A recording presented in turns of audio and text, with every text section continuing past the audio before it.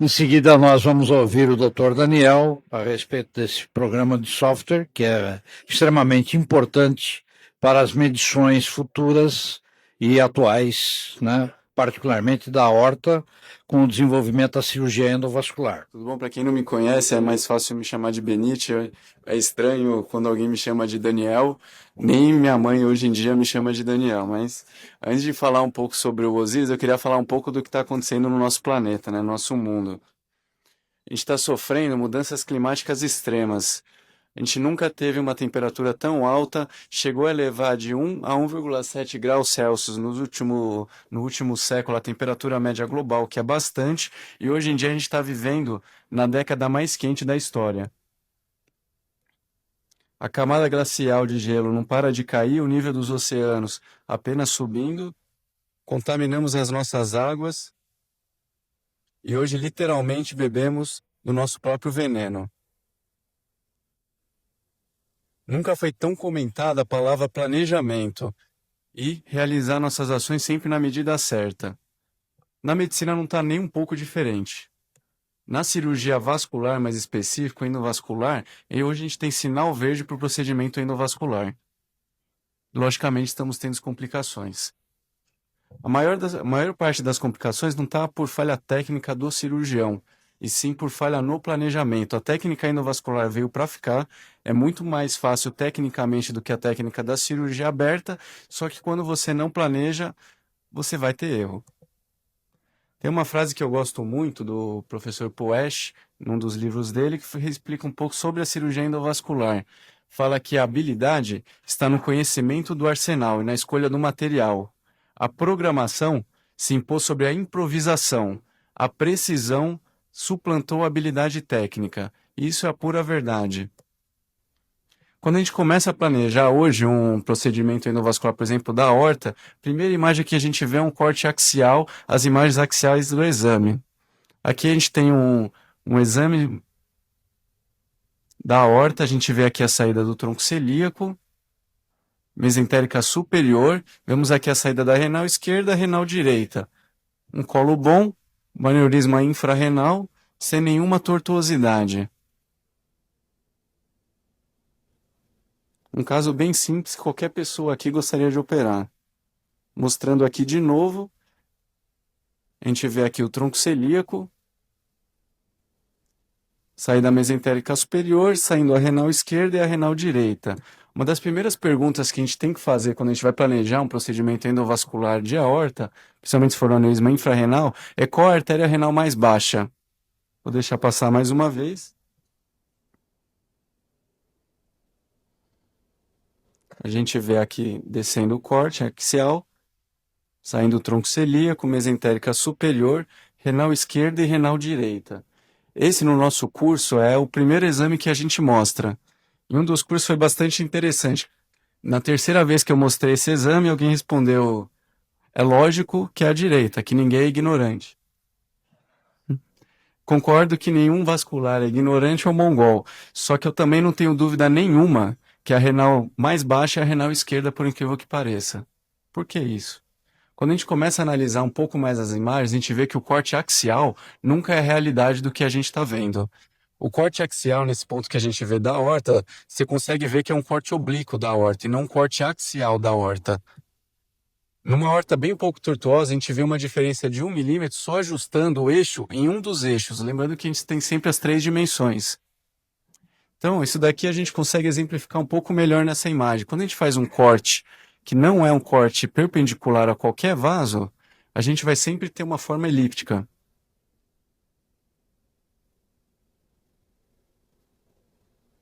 E aí vem a dúvida: qual que é o diâmetro correto? O maior? O menor? Vamos fazer a média?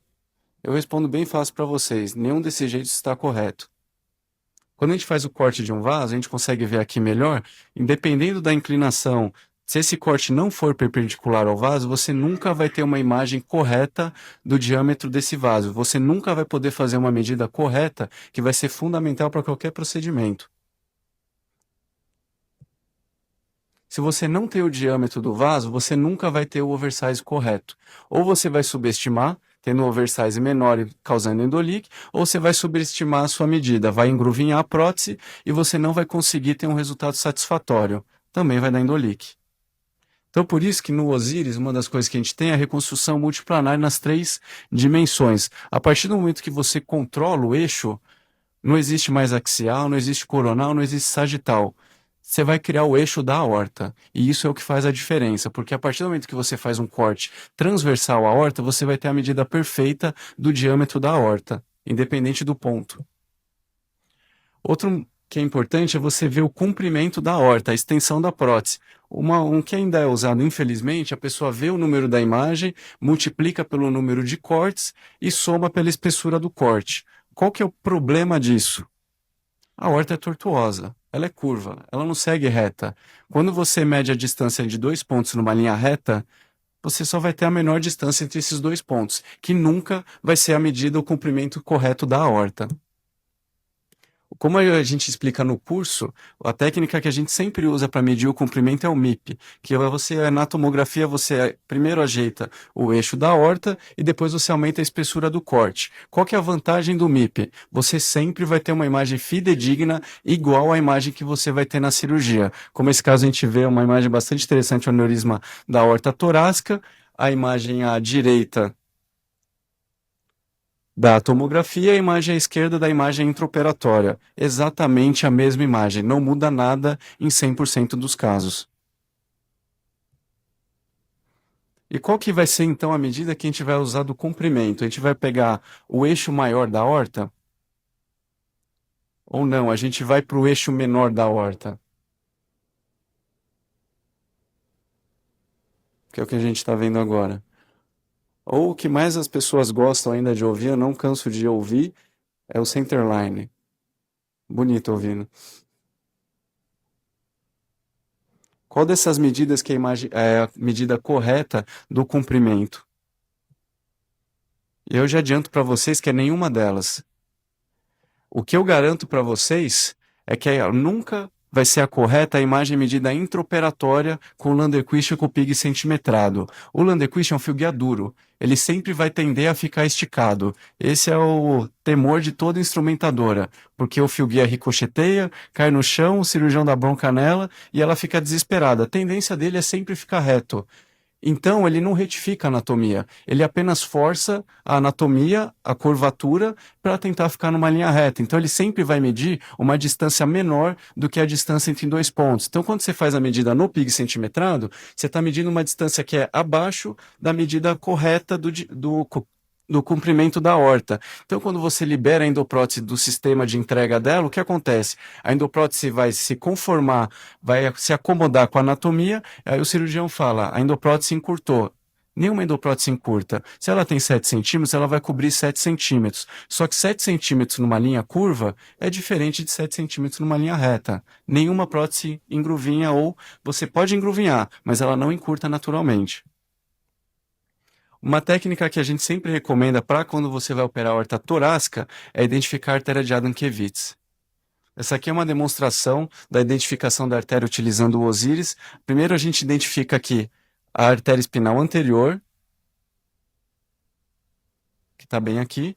A gente cria um plano, que não é o plano da aorta, não é o plano axial, não é o plano coronal, não é o plano sagital. É o plano da artéria de Adam-Kevitz. A gente segue a artéria, entra dentro do canal medular,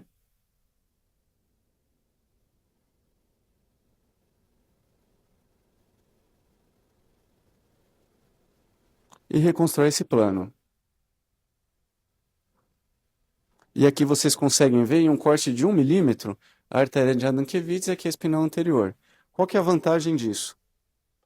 Você vai saber na cirurgia onde está a artéria de Adam-Kevitz. Benefício disso, você vai saber onde tem que parar a prótese sem cobrir a artéria de Adam-Kevitz. É um benefício muito bom para qualquer cirurgia.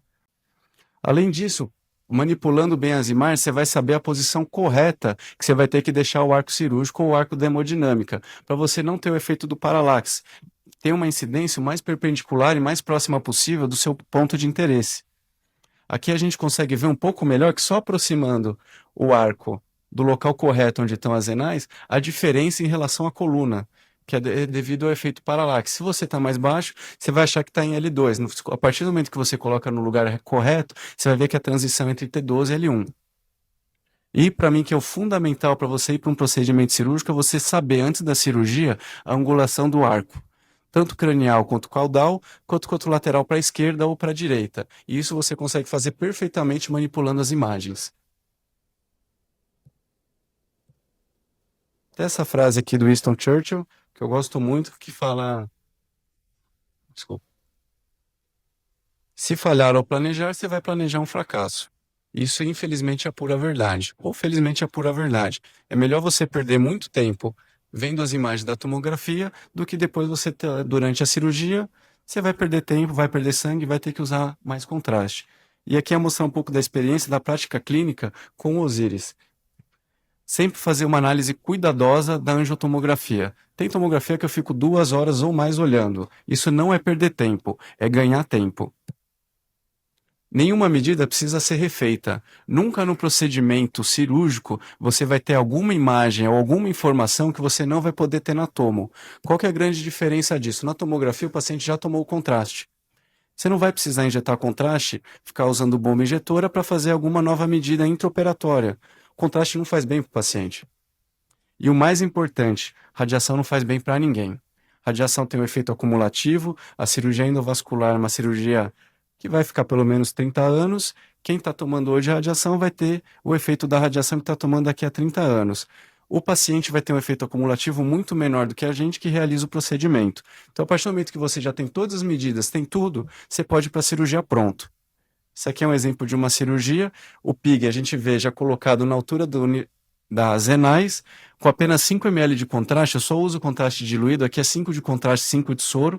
Eu só localizo onde está a renal, mais nada. Não preciso medir comprimento, não preciso medir diâmetro. Subo a endoprótese, uma coisa que eu sempre faço. A perna contralateral, ela vai estar liberada, ela vai ser liberada onde está o fio guia. Senão você vai ficar sofrendo para cateterizar a contralateral. Você não precisa passar por isso. A gente começa a liberação, cateteriza o contralateral. Pelo Osiris, a gente já sabe a angulação, que vai ver melhor a origem da ilíaca esquerda. Aqui é só 3 ml de contraste com 3 de soro pelo introdutor. Não precisa mais que isso, não chega nada de contraste na aorta. Libera outra prótese, não precisa refazer a medida. Aqui é ilíaca direita, também 3 ml. Estão vendo que a imagem não fica boa. Só que você não precisa, você já sabe a medida, você já sabe tudo. Você só precisa saber onde que você vai soltar. Não precisa refazer a medida do comprimento. Você já tem tudo isso na tomo. Libera a prótese contralateral. E também só com mais 5 ml, eu refaço a imagem no final da cirurgia. Põe o PIG no nível das renais e vejo se tem algum endolique. Se você planejou e fez tudo corretamente antes, não tem por que você achar que vai ter algum endolique. Hoje eu ainda tenho uma prática clínica que está inicial, estou começando, tenho hoje 136 pacientes operados de patologia aórtica. A maioria dos casos eu sempre prefiro, principalmente aneurisma infrarrenal, eu dou preferência quando pode escolher o tamanho do corpo. Por quê? Para não ter problema na cateterização contralateral. Aneurismas de corpo longo é sempre mais difícil você cateterizar contralateral quando o corpo é curto, e a longo prazo tem uma tendência maior de desconexão, porque o aneurisma, quando ele trombosa, ele vai encolher e vai torcer. Onde vai ser esse movimento maior? É sempre onde é o maior diâmetro da aorta, que é bem no meio do aneurisma. Eu uso de 5 a 60 ml de contraste, 5 ml são casos de aneurisma infrarrenal. Eu só faço a imagem controle, se são saculares. De infrarrenal, a mediana é de 15 ml, torácico 40, é o único caso que eu ainda uso a bomba injetora. Não tive ainda óbito em caso eletivo. Sempre tento identificar Dankiewicz, nunca tive um caso de paraplegia. Tem um caso de endolique tipo 1, com certeza vai ter mais. O segmento da endovascular é assim. E para mim esse aqui é o principal. O tempo médio de exposição da cirurgia é de 9 minutos. Não tem por que o procedimento durar mais que isso. A partir do momento que você perde pelo menos 1 hora vendo a tomografia, você pode pedir um corpo principal e uma extensão para cada lado. Você não precisa pedir mais material e não precisa ficar mais pisando no pedal para você tomar a radiação. Uma coisa que é importantíssima é sempre escolher a endoprótese conforme o caso. Hoje a gente tem mais de 10 endopróteses no mercado, isso só significa uma coisa: nenhuma boa, nenhuma perfeita. Cada uma tem que se adequar a cada tipo de paciente. A endoprótese que tem que ser adequada a anatomia e não o oposto. Você não tem que ficar forçando e brigando com a anatomia. Na hora você pode conseguir o procedimento. Depois você vai perder, vai entupir, vai migrar a prótese, você não vai ter sucesso a longo prazo. E aqui vem uma pergunta que muita gente faz, né? Se o Osiris serve apenas para cirurgia endovascular. Com certeza não. Aqui é um paciente com um aneurisma tóraco-abdominal. Qual que é a vantagem da gente usar as reconstruções 3D? A gente pode planejar o melhor ponto para fazer a incisão, o melhor acesso no espaço intercostal para chegar a esse aneurisma. Aqui é a primeira pessoa no mundo que mostrou o Osiris utilizando para o planejamento cirúrgico. Esse daí é um japonês chamado Max Sugimoto. Ele mostra nessa cirurgia, ele faz a projeção no paciente da reconstrução da tomografia. Ele usa como parâmetro a cicatriz umbilical e as cristas ilíacas. E ele faz literalmente um roadmap cirúrgico no paciente. Isso daí faz diferença. E ele começou a usar Osiris para se ficar independente dos radiologistas. Aqui é um caso que o trabalho dele serviu de inspiração para acontecer. Um paciente jovem, 53 anos, com câncer nos dois rins, 3 nódulos de câncer no rim esquerdo, desculpa, no rim direito, e 2 no rim esquerdo. 3 aqui no rim esquerdo e 2 no rim direito. Esse paciente deu trabalho para operar. Ele não aceitava nefrectomia, paciente jovem, e me pediram ajuda lá no Einstein para planejar a cirurgia dele. Eu fiz a fusão de todas as imagens da tomografia dele, fase arterial, fase venosa, fase excretora, para você conseguir fazer uma noção total, tendo um 3D, toda a pelve renal, toda a anatomia do paciente. Demorou mais de 4 horas para fazer essa reconstrução. Só que ele foi operado pela cirurgia robótica, a cirurgia demorou, só que as pinças já foram colocadas no local correto, não teve perda sanguínea e aqui está o resultado da cirurgia desse paciente. Esse atoma ele acabou de fazer, aqui só para você saber, é cisto renal, ele está livre da doença oncológica, ele ainda não tem um segmento de longo prazo, esse atoma é 3 meses depois da cirurgia, mas é um paciente que tem apenas aqui as incisões dos trocáteres, não tem nenhuma cisão, espero que ele esteja livre da doença dele. E o Osiris, sem dúvida nenhuma, ajudou muito nessa cirurgia minimamente invasiva para ele. Falar um pouco do presente, do que está acontecendo do Osiris, né? Graças ao curso, a gente recebeu um convite dos criadores do Osiris. Esse aqui é o Antoine, que foi o criador do Osiris, era um projeto de faculdade dele e virou uma coisa monstruosa.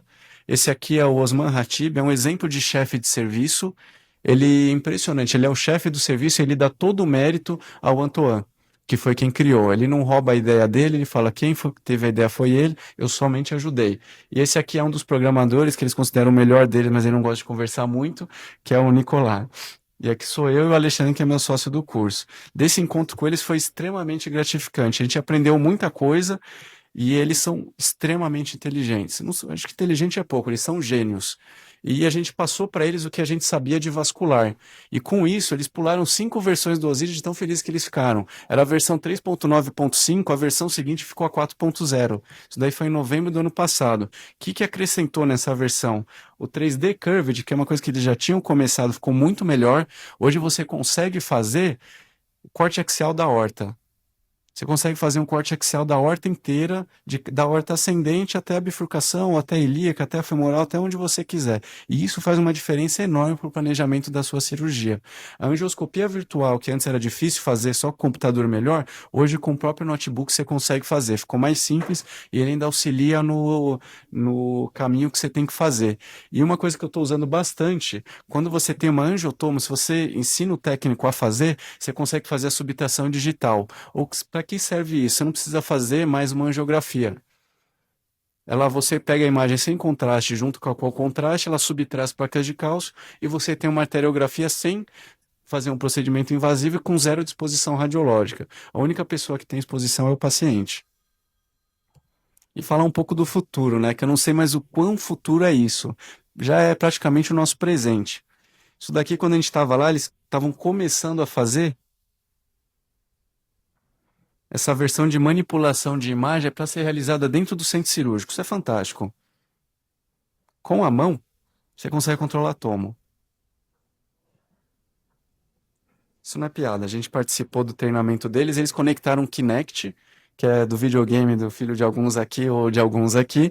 Ele rastreia os movimentos da pessoa e você consegue com os movimentos das mãos, dos pés, eles codificaram as imagens para você manipular as imagens médicas dentro do centro cirúrgico. Ou seja, você não precisa pedir para ninguém passar a imagem, apenas você mexendo a mão, o pé ou a cabeça, você consegue conectar no aplicativo que vai rodar todas as imagens que você já deixa preparado. Quem inventou isso daqui foi esse senhor aqui de camiseta azul, que tem 15 anos. É impressionante. Aqui do lado dele é um calouro da faculdade. Foi ele que fez essa nova versão do 3D MPR, o Curved. Ele é gênio. Em 2 dias, ele fez o que a Sony estava tentando há 2 anos. Quando a gente estava lá, o CEO da Sony estava lá porque ele não acreditava que era verdade. Ele conseguiu fazer uma TV 3D que roda 5 imagens ao mesmo tempo. E eles não conseguem fazer isso por nada no mundo. Ele fez em 2 dias. É muito inteligente. Ele é calouro, faz parte, é um programador do Osiris e tem uma sala na faculdade. Isso daí eu nunca vi em nenhum lugar do mundo alguém no primeiro ano já tem uma sala na faculdade. Ele merece. Isso aqui é uma outra coisa que também já começou, que você consegue reproduzir no paciente a reconstrução dele. Isso já começou. E você consegue reconstruir os cortes da tomografia no paciente. Essa tomografia não é dele. Nenhum engenheiro é louco de fazer uma tomografia em si mesmo pela radiação que ela dá. Só que você consegue fazer isso já em tempo real. Isso já começou, isso logo logo vai estar disponível para a gente e a gente vai ter que aprender a usar, porque vai fazer diferença. E para a nossa parte de vascular, esse aqui eu acho que vai ser liberado esse ano, esse aqui é o mais surpreendente. Já começou uma parceria nossa com a Universidade de Berlim. Esse programa você consegue manipular todas as imagens ao mesmo tempo, ele faz uma segmentação ultra rápida da aorta, você consegue manipular os 3 planos, fazer a reconstrução em 3D da aorta inteira.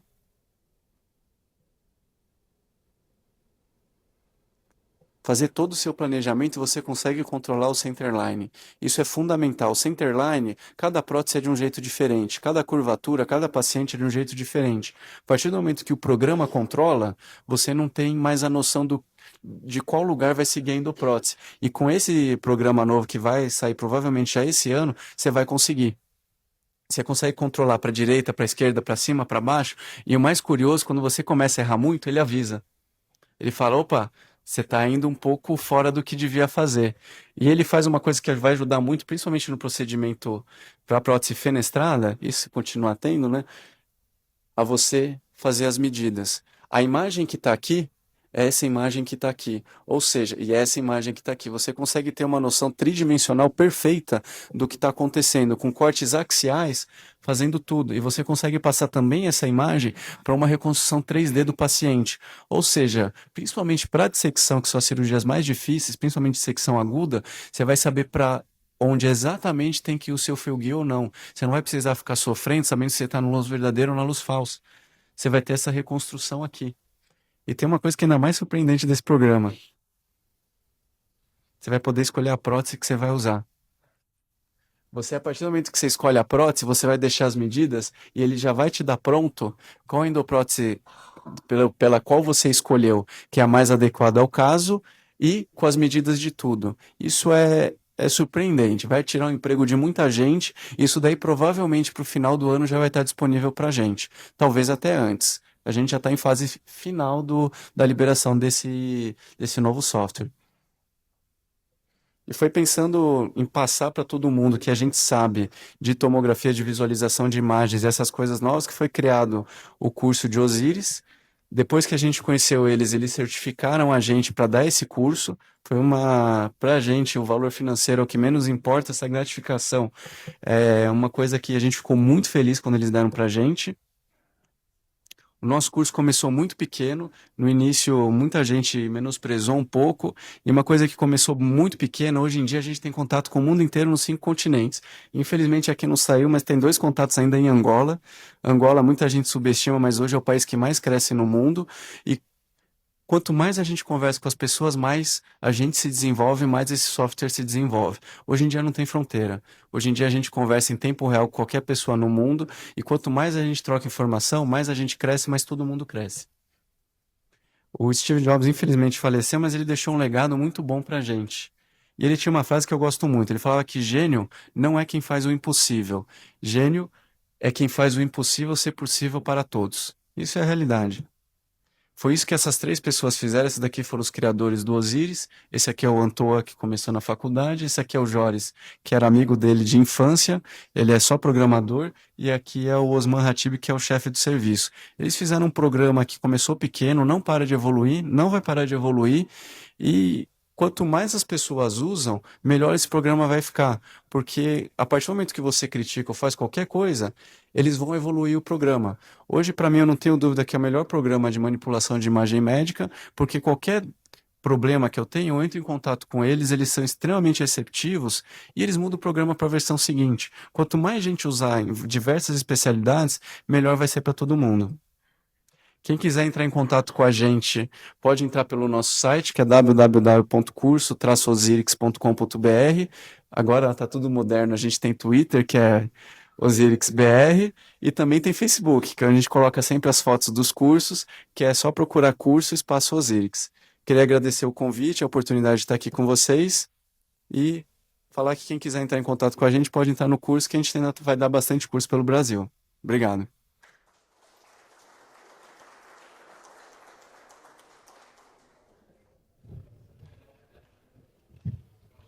Muito bom. Como eu não sou a mãe dele, vou continuar chamando de Daniel.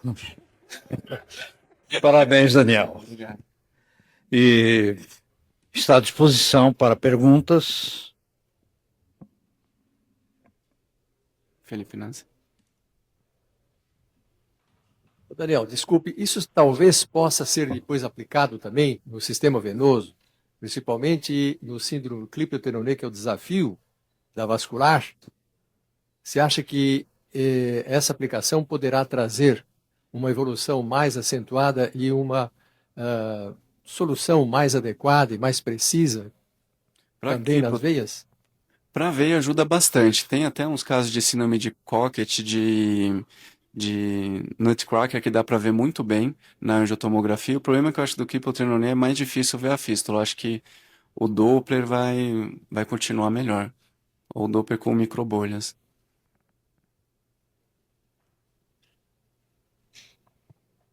Daniel, parabéns. Brilhante apresentação. Está claro que o planejamento da endoprótese tem que ser bem feito. Isso está claro para todos nós, para que a gente não tenha grandes complicações. Mas a literatura ainda não mostra uma redução do índice de procedimentos secundários, mesmo em grandes centros.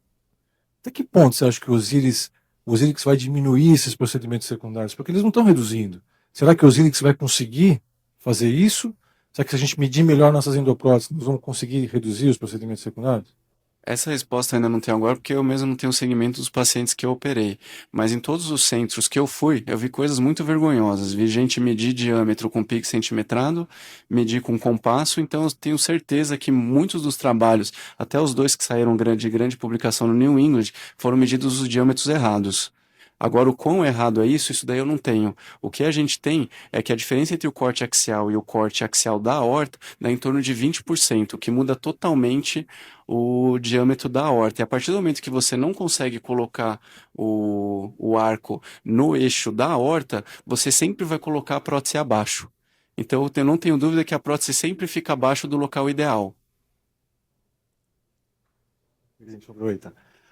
Hoje também está claro que na aorta torácica existe uma elasticidade da parede da aorta torácica e essa elasticidade você não consegue mensurar num procedimento estático como a tomografia que você mostrou. Então, a que ponto o Osirix pode ajudar nisso também na redução do... Na verdade dá. Hoje já tem as tomos cardíacas, aí eu tinha colocado na aula, mas para não ficar muito grande eu tirei. Mas a gente consegue fazer a tomo com movimento, com batimento cardíaco. E dá uma diferença, principalmente em paciente jovem.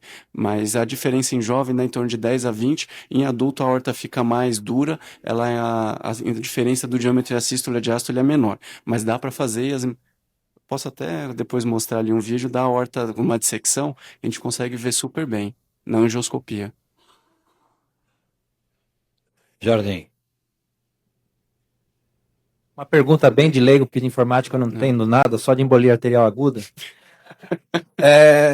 Por que o Apple, curiosidade histórica, Por que ele só roda no Apple, não roda nas outras plataformas? Se foi quando eles criaram, porque eles tinham o Apple na mão, porque o Apple é melhor para essa situação? Curiosidade histórica, gostaria de saber a Quando a respeito. primeira versão do Osiris, se eu não me engano, não, foi em 99. Só que o que acontecia era para o Windows. Só que eles tinham mais problema dando manutenção para o Windows do que para o programa deles. O Windows tem um problema, ele roda em qualquer computador. Se um computador custar R$ 600, ele vai rodar o Windows, e se ele custar R$ 3.000, ele também vai rodar. Então, na Apple, eles têm um software, uma empresa que faz, e a placa de vídeo é boa, tudo é bom, o processador é bom, o computador custa mais que o dobro que o computador normal e sempre foi usado por designers gráficos. Então a saída deles para não ficar dando manutenção para o usuário do Windows foi usar a plataforma Apple, que é uma plataforma muito mais estável e um material de boa qualidade. Mas foi por causa disso. Doutor Cafaro. Eu vi que você se preocupa bastante com a Dunkervix, tá? Nós sabemos que o procedimento endovascular na aorta torácica tem uma taxa muito pequena de complicação neurológica. E você deu a impressão que você, localizando a Dunkervix, você resolve quase todos os problemas. Nós sabemos que a Dunkervix sai de um segmento que é muito conhecido, né? De 8 a 12, tá? De 8 a T2 ou L2. E me deu a impressão, e deu também a impressão talvez para a plateia, que você, localizando a Dunkervix, você coloca a sua prótese acima ou abaixo dela. Ela sai muitas vezes do aneurisma, né? Então, tem que ficar um ponto mais ou menos claro. Primeiro, que a Dunkervix, ela tem um papel muito importante, mas todos os trabalhos e toda a experiência médica ainda não sabe qual é esse papel importante, né? Nós sabemos que quando o paciente já foi operado de aorta abdominal, tem alguma restauração vascular para mamária, né? Tem algum problema vascular em subclávia, tem algum problema em circulação colateral abdominal, esse doente tem condições de fazer uma paraplegia pós-operatória. Então, qual é o valor exato que você dá para a artéria da Dunkervix? Porque ficou um pouquinho claro que você, liberando a prótese longe dela, o que não é sempre possível, né? Você estava livre das complicações, porque você não teve nenhuma complicação, né? Então, qual a importância que você dá para esta artéria, que para mim, até hoje, que eu fiz muito tórax abdominal, é um segredo, tá? Estudo isso pra caramba. E não sei qual é a função dessa maldita artéria da Dunkervix, né? É isso. Os neurocirurgiões, eles têm a mesma visão que o senhor tem. Eles acham que são muito mais importantes as artérias intercostais do que a Dunkervix. Essa resposta que o senhor está querendo, eu não tenho. O que eu tomo muito cuidado, porque eu acompanhei os primeiros casos de dissecção, de fase aguda complicada, que foram tratados lá no Hospital das Clínicas.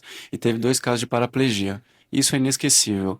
E teve uma paciente que foi até curioso, ela já tinha operado aberto um aneurisma infrarrenal, e eu operei um torácico dela, cobrindo da subclávia até justa tronco celíaco. E foi nessa cirurgia que o neurocirurgião falou para mim, quando a gente vai fazer qualquer procedimento de drenagem, a gente coloca um catéter de derivação lombar e deixa no nível do paciente.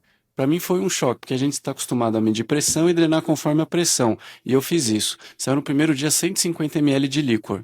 Eu fiquei desesperado. E a paciente ficou ótima. Depois de 2 dias a gente tirou o catéter, ela não teve paraplegia. Ela tem um segmento de nem 5 centímetros de aorta e não está paraplégica. Agora, o porquê disso, sinceramente eu não sei. Mas sempre que eu vou cobrir a Dunkervix, eu coloco o catéter de derivação lombar. Não tenho estudo comprovando, mas é o medo de rever um paciente ficar paraplégico pós-procedimento, que é inesquecível. Tem uma continuidade da torácica inferior com a Dunkervix. Com frequência mantém pela própria subclávia. Alguma pergunta da internet?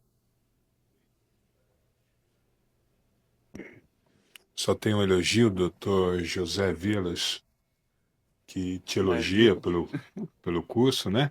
E uma pergunta, doutor Leonardo, do Mato Grosso, que ele pergunta quando é que o Osiris 4 estará disponível para download free. Já tá. Na verdade, o Osiris já está na versão 4.1.1.2 e já tá a versão já é disponível no site. Se quiser entrar no nosso site, que é o curso-osirix.com.br, você pode entrar. Lá tem um link para o download das versões mais antigas e da versão mais nova. Uma coisa que é importante, que até foi um comentário de hoje, se você não tem o Lion no seu computador, não adianta você colocar a última versão do Osiris. Você pode colocar 4.0, que é a última que funciona no Snow Leopard, mas se você colocar 4.1.1.2, ele não vai rodar, ele vai travar. E a diferença maior da versão 32 para 64 bits é o número de imagens que ele consegue manipular. Para o procedimento endovascular, a 32 bits, que é a versão gratuita, dá sem nenhum problema para você utilizar. Alguém mais? Bom, eu acho importante. Marcelo. Queria só fazer um comentário, assim, é inevitável, né, que o progresso dos desenvolvimentos do software vai fazer com que a gente tenha aferições e medidas das endopróteses e a colocação seja mais precisa. Mas é importante que a gente entenda também que, além de desenvolver o Facebook, alguém precisa plantar as batatas. Então, assim, paralelamente ao desenvolvimento dos métodos, há o desenvolvimento das endopróteses. E isso é importante que a gente centre fogo nesse desenvolvimento, ou seja, nas hastes, nos metais, no tipo de revestimento que as próteses são feitas, se ela é flexível ou não. E é importante também que o médico ele não substitua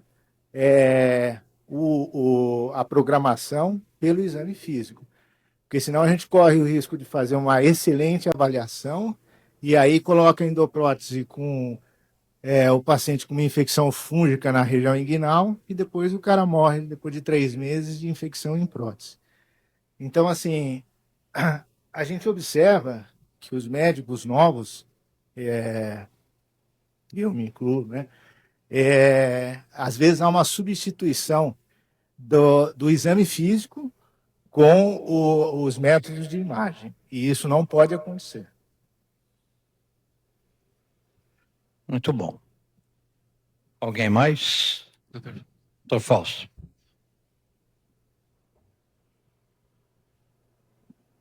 A respeito do Osiris, não tem uma versão que é aprovada pelo FDA? Isso é uma versão paga, não é isso? A Como é que versão do funciona FDA, o que acontece? O FDA é um pouco complicado e para eles terem uma versão aprovada pelo FDA, eles tiveram que fazer um investimento grande. É igual, é idêntico. É a mesma versão É a mesma versão, só que ela é liberada pelo FDA. Estados Unidos é bem complicado. Eles estão tendo lá bastante problema, porque eles liberaram o Osiris para o FDA, mas eles não liberaram o monitor da Apple pelo FDA. Então eles tiveram que fazer um novo monitor. Hoje o monitor liberado pelo FDA é mais caro que o próprio computador. Então eles têm um problema bem grande. Então muito que eles estão fazendo, eles estão mandando as tomografias deles para os indianos que se formaram lá, são pessoas muito boas, e laudam à noite. Porque lá na Índia é noite, nos Estados Unidos é dia. Todos os exames estão indo e no dia seguinte volta tudo laudado com um custo bem mais baixo. O que tem também, se alguém quiser fazer algum trabalho, principalmente, tem o Osiris Pro, que eles lançaram esse ano. Também não é nada diferente. A diferença do Osiris Pro para o Osiris 64 é R$ 25 mil hoje, uma licença de 1 ano. Só que você tem a plataforma ICANN. Principalmente para os radiologistas faz uma diferença grande na publicação do seu trabalho, porque a ICANN é uma empresa muito reconhecida, então para você publicar o seu trabalho a partir do nome que tem, o nome ICANN, ajuda bastante. Isso a gente acabou de começar um trabalho no AC Camargo usando o Osiris para detecção de metástase hepática numa frequência diferente de ressonância, a gente teve que pagar essa plataforma para facilitar a publicação, que é um absurdo.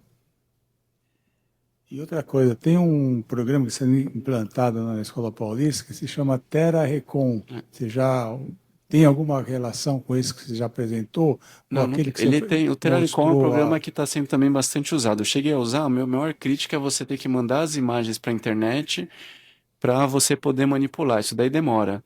O Terralicom é bom, é preciso aprender a usar, mas foi o que eu falei. Eu prefiro o Osiris porque qualquer intercorrência que eu tiver, ou se eu tiver alguma sugestão, em 2, 3 dias já está atualizado. Então eu tenho um contato direto com quem faz e eu tenho um retorno muito rápido.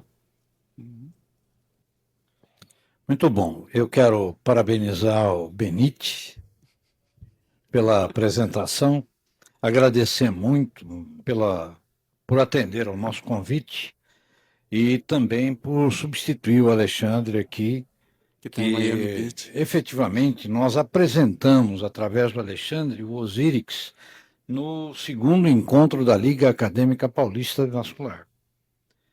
E realmente nós achamos espetacular, estupendo, principalmente a versão 4 e 5, né, que foi apresentada aqui, com a associação do Kinect, porque quem tem filho em casa sabe muito bem da facilidade, da possibilidade do uso do videogame, né?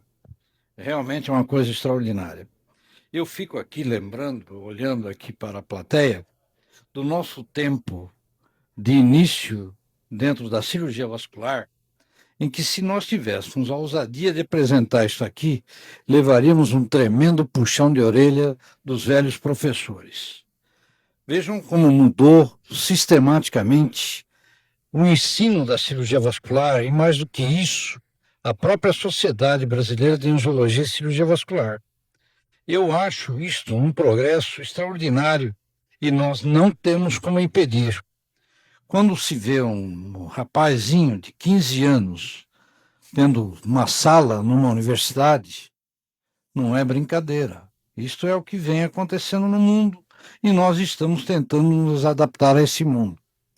E sem esquecer que foi fundamental a denominação do programa de Osíris, que no panteão egípcio é o Deus Supremo, que recebe todo aquele que se dispõe a colocar a sua vida perante a pena de Maat, que aí coloca o seu coração numa balança e ele tem que ser tão ou mais leve do que uma pena.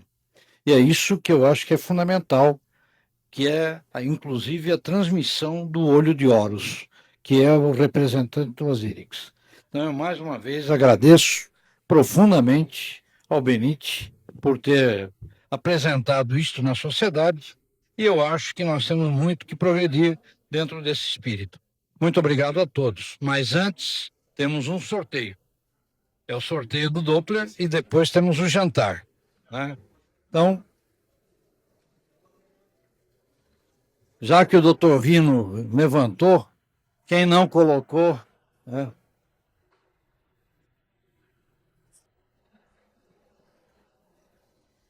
Não, não é para pôr, já está colocado lá, né? Quem não pegou, tem ainda talões. O prêmio hoje é um Doppler, que comparado ao Osíris é até ridículo, mas é o que nos competia fazer, né?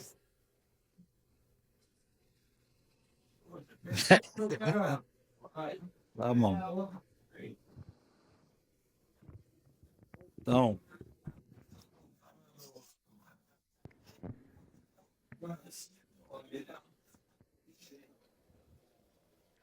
quem se habilita a sortear, quem ainda não colocou, pode colocar na urna.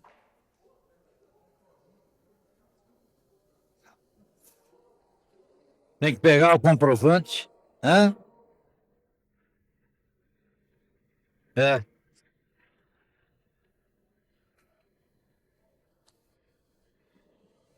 Vamos mexer isso aqui. Pedir ao Dr. Fausto para sortear a mão santa.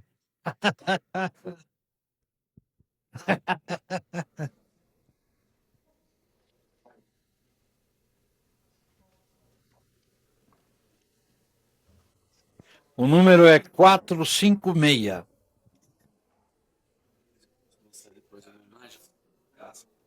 Pode. Ah, Letícia.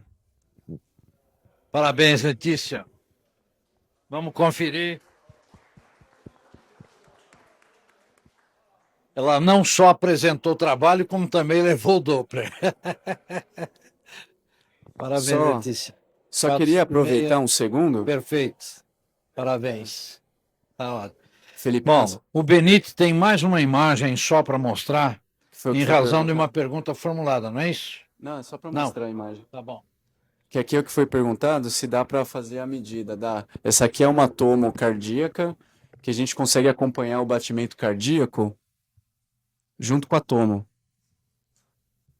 Dá para fazer até reconstrução em 3D para você acompanhar. Não sei se tem como apagar a luz só para mostrar.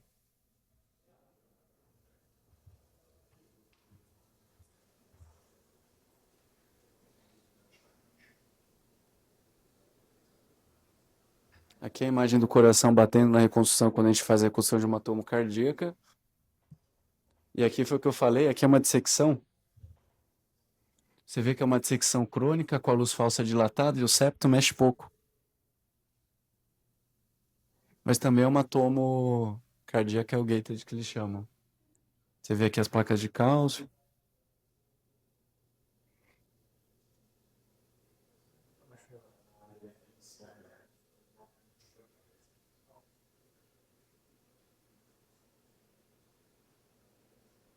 Aqui quase colabamento da luz verdadeira. E aqui a gente vê a saída do tronco celíaco, mesentérica superior. Enriquece bastante e a renal direita.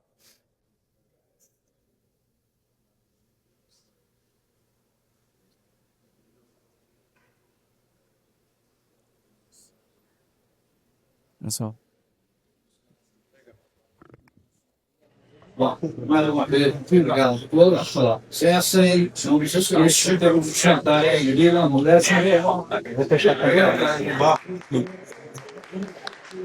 a